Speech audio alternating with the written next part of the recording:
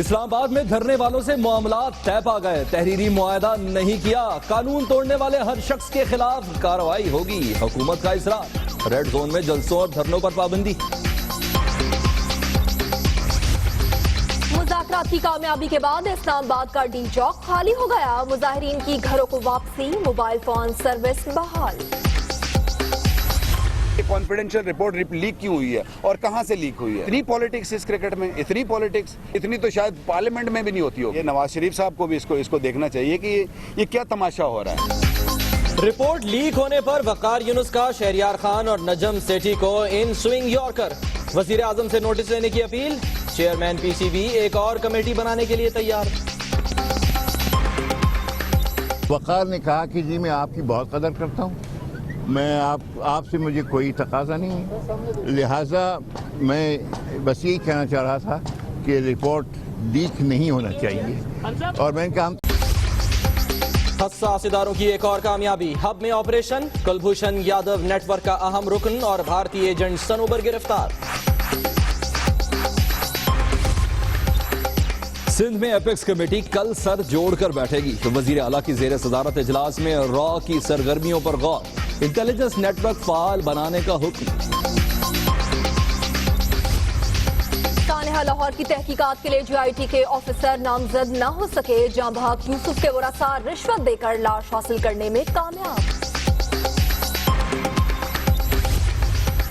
Water cannon से धुलाई, डंडों से पिटाई। कराची पुलिस ने असातिज़ा को सबक पढ़ा दिया। 5 मुजाहिरीन गिरफ्तार। भारतीय वजीर आजम नरेंद्र मोदी की आमद। ब्रसल्स में पाकिस्तानी और कश्मीरी बरादरी का एहतजाज। सिखों की बड़ी तादाद भी शरीक।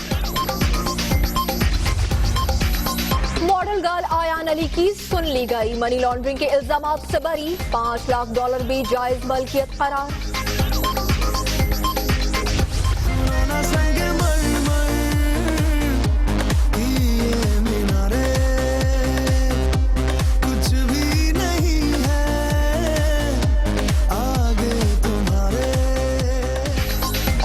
खुश रंग पहनावों का मौसम। इस्लामाबाद में फैशन वीक, रैंप पर जदीद मलबूसात की बहार।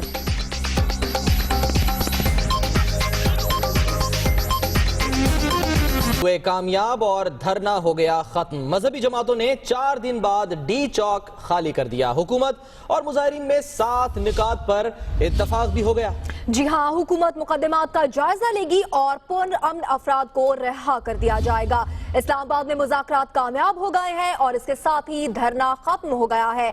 मजहबी जमातों ने 4 रोज बाद डी चौक को खाली करना शुरू कर दिया है। इसके साथ ही साथ मोबाइल फोन सर्विस भी बहाल होना शुरू हो गई है।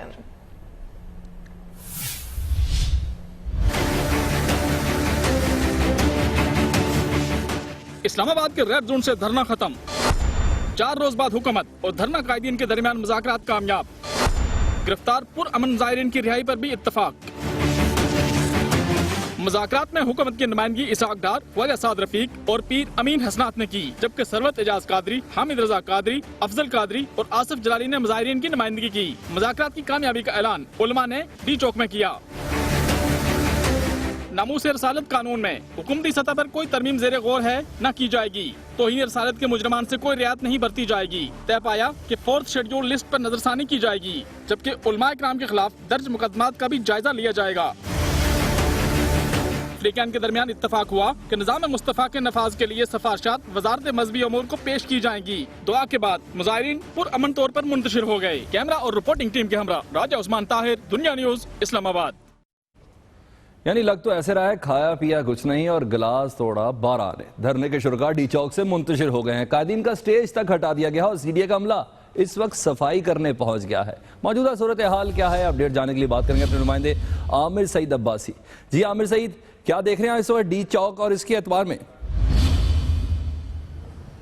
जी बिल्कुल, इससे कबल जो 4 रोज़ तक ये तमाम ट्रैफिक मुअत्तल रहा। यहाँ पर जो धरना है वो दिया जाता रहा मजहबी जमातों की जानिब से, लेकिन अब हम देख रहे हैं कि यहाँ की रौनकें बहाल हो रही हैं। ट्रैफिक जो है यहाँ पर ट्रैफिक पुलिस ने भी बहाल कर दी है। इसके अलावा यहाँ पर जो सफाई का इंतज़ाम है उसको भी बेहतर बनाने के लिए CDA को अमले को तलब कर लिया गया है। यहाँ पर सफाई शुरू कर दी गई है। यहाँ पर जो तमाम गार्डन्स बनाए गए थे, ग्रीन बेल्ट्स बनाई गई थी, उनकी दोबारा मरम्मत शुरू कर दी गई है। इसके अलावा यहाँ से जो मुंतशिर हुए पुरअमन तरीके से मुजाहिरीन, उसके बाद यहाँ पर क्योंकि काफ़ी गंदगी के ढेर लगे हुए थे, कुछ जो खाने पीने की अशिया थी वो थी और दीगर जो कूड़ा करकट था, उस तमाम की सफाई के लिए CDA का अमला यहाँ पर अब काम कर रहा है। हमने देखा कि तकरीबन 4 रोज़ तक यहाँ पर पुलिस के एहलकार भी नहीं आ सके। अब पुलिस की जो टीम्स हैं वो भी यहाँ पर पहुँच चुकी हैं D चौक में और वो यहाँ पर जायज़ा ले रही हैं। तमाम जो मुजाहिरीन थे वो पुरअमन तरीके से मुंतशिर हो गए हैं और यहाँ पर मोबाइल फ़ोन सर्विस भी बहाल हो गई है।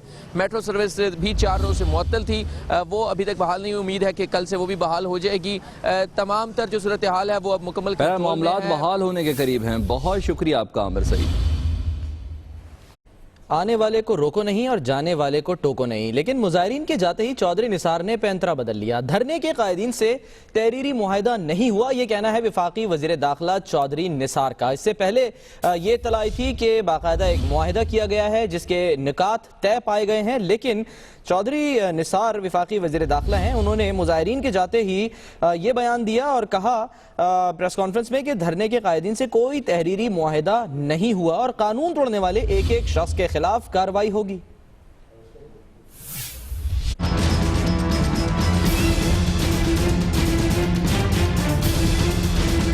धरना खत्म होते ही वफाकी वज़ीर दाखिला ने प्रेस कॉन्फ्रेंस की। ऑपरेशन क्यों नहीं हुआ, मसालेहत कैसे हुई, सब बता दिया। धरने के कायदीन से किसी भी तहरीरी मुआहिदे की भी तरदीद की। न कोई रिटर्न एग्रीमेंट है, न हुकूमत की तरफ से किसी को इख्तियार था और न इस किस्म की किसी किस्म की भी कोई राइटिंग या कोई मुआहिदा हुआ। चौधरी निसार बोले, रेड जोन को यरगमाल बनाकर हुकूमत को गले से पकड़ लेते हैं। आइंदा D चौक के बतौर जलसा गाह इस्तेमाल पर पाबंदी होगी। आइंदा के लिए इस इलाके को बतौर जलसा गाह के तौर पर इस्तेमाल करने के लिए फौरी पाबंदी आयद कर दी जाए और आइंदा किसी सियासी या मजहबी या किसी और ग्रोह को D चौक में न जलसा करने की इजाजत होगी। वज़ीर दाखिला का कहना था कि रावलपिंडी इस्लामाबाद में 1070 अफराद गिरफ्तार हैं। कानून तोड़ने वाले एक एक शख्स के खिलाफ कार्रवाई करेंगे। 4 दिन के धरने ने वजीर दाखिला को परेशान कर दिया। समझ नहीं आ रहा था क्या करें क्या ना करें। 2 दिन में 2 बार बयान बदल लिया। पहले कहा मुजाहिरीन से हुकूमत का कोई नुमाइंदा मुज़ाकरात नहीं करेगा। आज बताया इसहाक डार ने मुज़ाकरात किए। कल और आज का फर्क आप भी देखिए। पॉलिटिकल लेवल पे ना बात होगी न हो रही है, इंतजामिया से बात हो रही है और वो उसी मैकेनिक्स के कि हम किस लोगों को सेफ एग्जिट दे सकते हैं और किस को नहीं। वो शरीक नहीं हुए, उन्होंने खुद ख्वाहिश का इजहार किया कि हमें उनका 3 दिन से ये मौक़िफ़ था कि डार साहब अगर आ जाएं यहाँ और हमें कुछ यकीनदानी करा दें तो हम उठ जाएंगे। वो खुद आए और उन्होंने मुलाकात की। लेकिन सूरत हाल कहीं जूं की तूं है। कराची में नुमाइश रंगी पर धरना जारी है। मुतालबात सामने आ चुके हैं कि गिरफ्तार अफराद को रिहा किया जाए, मुकदमात खत्म किया जाए, फिर उठेंगे, ये कहते हैं मुजाहिरीन। और तकलीफ है कि कम होने का नाम नहीं ले रही, वो भी शहरियों की। नुमाइश रंगी ट्रैफिक के लिए नहीं खुल सकी और शहरियों की मुश्किलात में मुसलसल इजाफा है। कराची में नुमाइश चौरंगी पर मजहबी जमातों का एहतजाज चौथे रोज भी जारी रहा। पुलिस की भारी नफरी नुमाइश चौरंगी के अतराफ तैनात रही। इस्लामाबाद में मुज़ाकरात के बाद धरना खत्म होने का ऐलान तो कर दिया गया, ताहम कराची में मुजाहिरीन ने गिरफ्तार अफराद की रिहाई और मुकदमात के खात्मे तक एहतजाज खत्म न करने का ऐलान किया। धरना अभी हमारा है और उस वक्त तक है। तकरीबन 150 के करीब हमारे कारकुनान है, जो 12 से 14 थानों में हमारे कारकुनान बंद हैं। वो अभी इनसे हमारी गुफ्तगू हुई है। इसके मुस्बत असरात अब से कुछ देर बाद इंशाल्लाह आना शुरू हो जाएंगे। FIR के जो 2 नोयत हैं वो तो केस के हवाले से हैं। कुछ कैसे होंगे जो पुलिस के हवाले से खत्म हो जाएंगे, कुछ अदालतों के जरिए हम उनको बेल दिलवा देंगे इंशाल्लाह ताला। मुझे उम्मीद है अल्लाह की ज़ात में कि जब हमने बंदे रिलीज करने शुरू कर देंगे तो ये 2 ट्रैक भी खत्म हो जाएंगे। इस्लामाबाद में तो मुजाहिरीन की घरों को वापसी शुरू हो गई है, लेकिन कराची में धरने के बाइस नुमाइश चौरंगी तहाल ट्रैफिक के लिए बंद है। मुजाहिरीन मुतालबात की मंजूरी तक एहतजाज जारी रखने के लिए पुरअज़म नजर आते हैं, जबकि इंतजामिया मुज़ाकरात के नतीजे में एहतजाज जल्द खत्म होने की उम्मीद जाहिर कर रही है। कैमरामैन शकील खान के साथ अली मेहदी, दुनिया न्यूज़, कराची। जिक्र करें एक अहम फोन कॉल का। अमरीकी सदर बराक ओबामा ने नवाज शरीफ को फोन किया है और साने लाहौर पर अमरीकी हुकूमत और अवाम की जानिब से इजहार अफसोस किया और कहा है कि दहशतगर्दी के खात्मे के लिए पाकिस्तान की हर मुमकिन मदद करेंगे। अमरीकी सदर का यह भी कहना था कि नवाज शरीफ की क़यादत में दहशतगर्दी के खिलाफ बड़ी पेशरफ्त हुई है। साथ साथ अमरीकी सदर ने यह भी कहा कि दहशतगर्दी के खिलाफ आपकी कोशिशों को न सिर्फ हम बल्कि अमरीकी अवाम भी सराहते हैं। एक नहायत अहम फोन कॉल अमरीकी सदर बराक ओबामा की वज़ीर आज़म पाकिस्तान मियां मोहम्मद नवाज शरीफ को।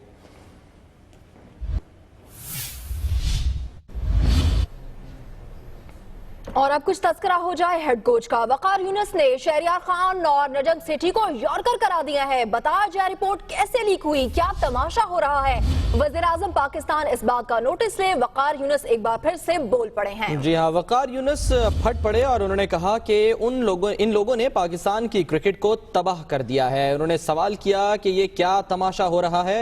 वज़ीर आज़म उनका कहना था कि उनकी रिपोर्ट को तोड़ मरोड़ कर मीडिया पर लीक करके सारा मलबा उन पर डालने की कोशिश की गई। आपकी टीम चलाने वाला बंदा हूँ, 3 दरवाजे दूर बैठा हूँ और मेरे से फोन पे बात की जा रही है।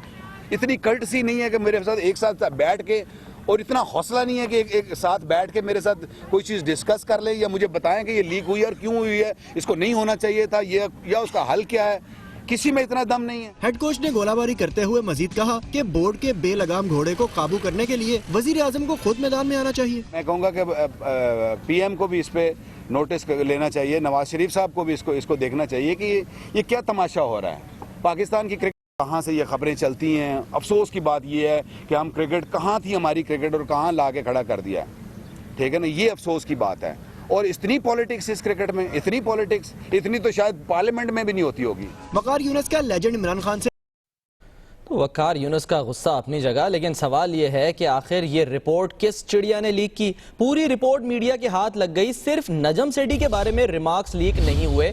तो ये सोचना होगा और इस सोच विचार के लिए अब पीसीबी घर के भेदी की तलाश के लिए एक और कमेटी बनाएगा। देखना यह होगा कि किसका किससे लिंक है, कौन कौन मीटिंग में शरीक था और किस शख्सियत के बाहर वालों के साथ ताल्लुकात हैं या उनको ये खबर लीक की गई है। सवाल ये पैदा होता है कि जो कुछ वकार यूनुस ने लिखा उसमें सिवाय नजम सेठी के उसके अलावा तमाम बातें लीक कर दी गई।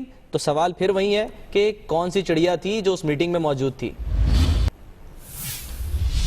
जैसा कि आप सब जानते हैं कि हेड कोच वकार यूनुस की इंक्वायरी कमेटी को जमा कराई गई रिपोर्ट मंजर आम पर आ चुकी है। वकार यूनुस ने 2 साल की नाकामी का मलबा कप्तान शाहिद आफरीदी, साबिक चीफ सेलेक्टर मोइन खान और चीफ सेलेक्टर हारून रशीद पर डाल दिया।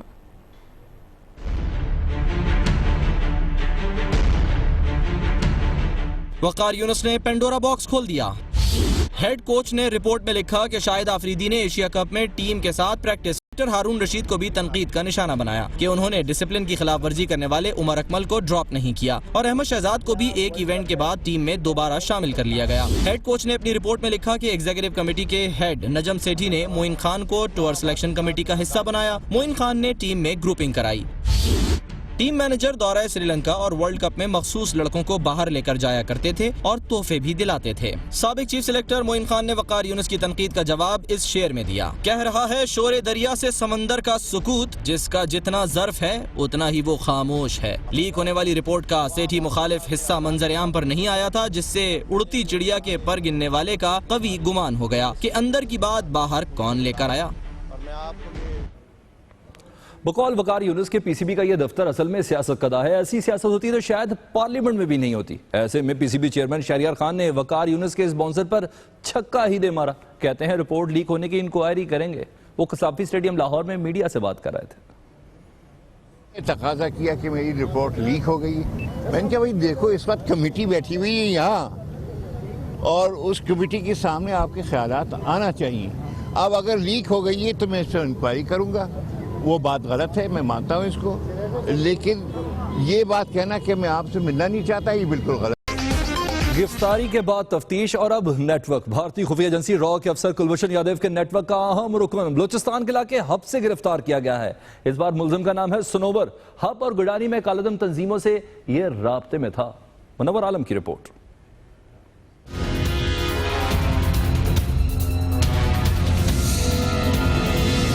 हसास इदारे को कुलभूषण यादव के बाद बलूचिस्तान के इलाके हब में एक और बड़ी कामयाबी हासिल हुई है। हसास इदारों ने खुफिया इत्तला पर हब के इलाके मैंगलाबाद में छापा मारकर भारतीय एजेंसी राव के लिए काम करने वाले मुलजिम सनूबर को गिरफ्तार कर लिया। मुलजिम कुलभूषण यादव के नेटवर्क का अहम रुकन बताया जाता है। जराये के मुताबिक मुलजिम सनूबर हब और गडानी में रॉ का नेटवर्क चला रहा था। मुलजिम सनूबर ने 2014 में रॉकेश के नाम से भारत यात्रा की। मुलजिम को बलूचिस्तान के साहिली इलाकों में कलदम अलहदगी पसंदों को फाल रखने का टास्क दिया गया। जराये का कहना है कि मुलजिम सनूबर ने गडानी में स्क्रैप के सामान की खरीदो फरोख्त का काम भी शुरू किया। हसास इदारों ने मुलजिम सनूबर को नामालूम मकाम पर मुंतकिल करके तफ्तीश के दायरे को बलूचिस्तान के साकरान और आवरान के इलाकों तक फैला दिया है। मुनव्वर आलम, दुनिया न्यूज, कराची। और इसे पंजाब हुकूमत की नाअहली कहें या सुस्ती। सानिया गुलशन इकबाल लाहौर के लिए जॉइंट इन्वेस्टिगेशन टीम तो बना दी गई, लेकिन 48 घंटे गुजर गए, टीम के लिए अफसरों के नाम सामने नहीं आए। देखते हैं इस बारे में लाहौर से अरसलान रफीक भट्टी की रिपोर्ट।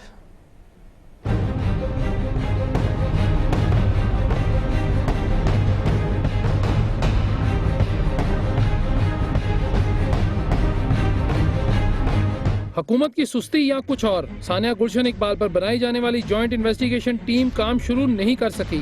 5 रुकनी टीम में से 3 अरकान के नाम अभी तक नहीं दिए गए। टीम बनाने का नोटिफिकेशन पीर की रात जारी हुआ। दूसरी जानिब सूबे में दहशत गर्दों के खिलाफ कार्रवाइयों में मजीद तेजी।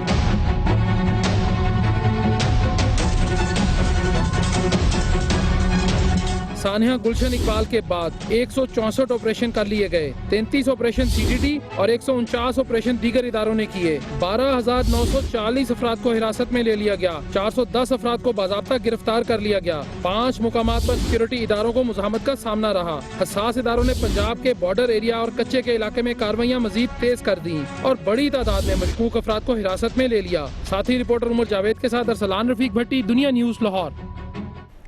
कराची में प्रोफेसर्स एंड लेक्चरर्स एसोसिएशन की रैली पर पुलिस टूट पड़ी। वाटर कैनन से धो डाला। लाठीचार्ज और शेलिंग से 3 असातिज़ा जख्मी हो गए, जबकि 8 को हिरासत में लिया गया। एहसन चांडियों की रिपोर्ट। कराची के डीजे कॉलेज से असातिज़ा रैली की शक्ल में वजीर आला हाउस की जानिब रवाना हुए। रैली का आगाज होते ही पुलिस ने असातिज़ा पर पानी की तोप चला दी, फिर लाठियां बरसाई और शेलिंग की।